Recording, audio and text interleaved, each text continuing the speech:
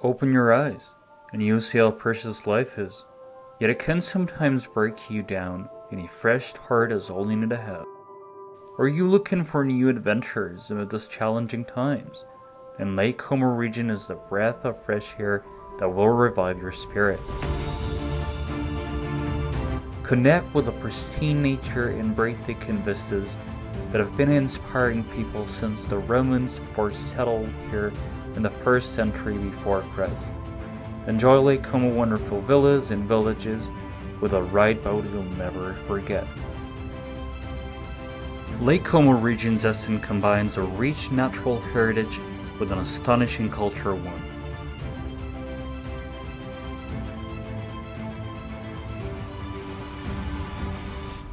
It is a land of 1,000-year-old traditions and know-how in crafts like woodworking, lace making, silk production, lake fish processing, and outdoor activities like water sports and hiking.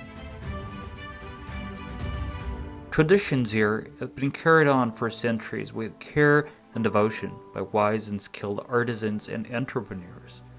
They're made up of little-known stories, voices that need to be heard, and that with their uniqueness contribute to making up our shared human condition. Voices which, like a gust of fresh air, caress us and lead us to the discovery of a hidden heritage. Not far from the shores of Lake Como, you will find Cantu, the furniture and lace town. Let's now listen to Irene's and Maria Teresa's stories, two experienced lace makers who have devoted their life to this unique yet endangered art form on the verge of extinction. Renata Casertelli, president of the Committee for the Promotion of Cantu Lace, will shed light on its history and why it is so important to protect it and pass it on to the next generations. Sono Romana Irene, sono nata a Novedrate. Io sono Maria Teresa Maspero, sono nata a Cantu, ma abito a Carimato. Mia mamma doveva fare il pizzo per guadagnare la dote, per noi, perché avevo anche una sorella. E pian piano, insomma, mi piaceva, e avevo passione, mi sono appassionata.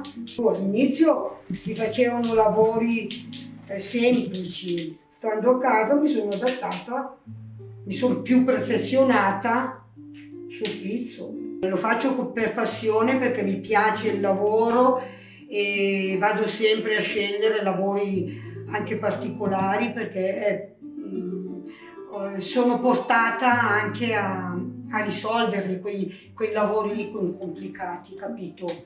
E quindi più sono complicati più ci tengo. Con le nonne a Cantu dovevi per forza imparare il lavoro. Io purtroppo a 50 anni ho perso mio marito ed ero molto persa, non sapevo più cosa fare. L'ho già scritto anche su un libro. Io il pizzo, il merletto, chiamalo come vuoi, mi ha proprio salvato la vita in quel momento e sto ancora facendo questo lavoro sempre con più interesse. Ma qual è il mio interesse? Dei disegni sempre nuovi, mi prende sempre di più la voglia di fare cose nuove. Sono Casertelli Renata, mi occupo del coordinamento del Comitato per la promozione del merletto di Cantu. Il Comitato per la promozione del merletto si occupa di una dell'organizzazione in toto della Biennale Internazionale del Merletto che si tiene a Cantu. In ottobre di quest'anno avremo la 15ª edizione. Il logo del comitato, no, la ragione sociale, Comitato per la promozione del merletto, ha in sé la volontà di ciò che questa associazione vuol fare, no? È nata proprio per far sì di promuovere, organizziamo mostre oppure andiamo a manifestazioni di altri territori dove andiamo a far merletto. Un aspetto che è cambiato in confronto al secolo scorso è appunto che il merletto oggi viene fatto come soddisfazione personale. Realizzando il merletto, la donna che lo produce ha proprio la sensazione di far scaturire dalle mani qualcosa che crea perché prima di di averlo tessuto intrecciando i fili, non c'era nulla. E quindi è come fare quasi una scultura, un'opera d'arte. Quindi l'appagamento che la donna ha nel produrre merletto è proprio un appagamento personale. Non la vedo come un'attività perché noi ci si ritrova a fare merletto in compagnia. Quindi è una cultura portata avanti perché è una cultura del territorio, dal 600 in pratica, che ha una curiosità merletto. È un territorio che ha prodotto, parlo dei primi del secolo scorso fino alla metà del 950, 60, 70, capolavori.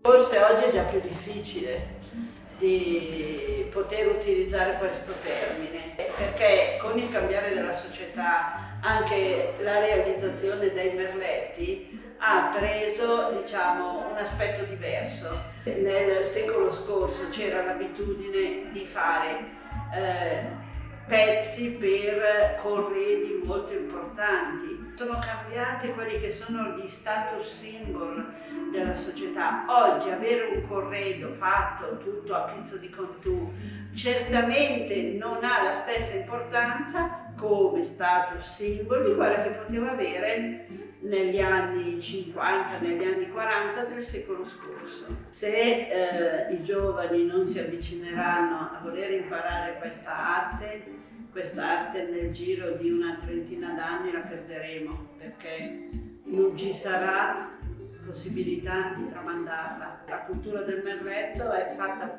purtroppo di lunghi tempi a intrecciare fili, a riconoscere tipi di punti, a imparare qual è l'intreccio per fare i punti. Vedo che la gioventù proprio non se la sente, è questo che mi dà fastidio. Dico, ma perché devono lasciar morire un lavoro così importante? Perché forse il nostro è il più valorizzato di tutti i pizzi che ci sono in giro. Per perdere un lavoro di questo, un'arte di questi, mi dispiace. Le nostre nonne dei nostri territori, pochissime hanno l'Alzheimer perché la loro mente sta allenata a lavorare intrecciando fili, a avere questa memoria sempre così sollecitata. Io penso che questa soddisfazione personale che ti tiene la mente fresca possa essere il motivo per cui abbia a essere portata avanti.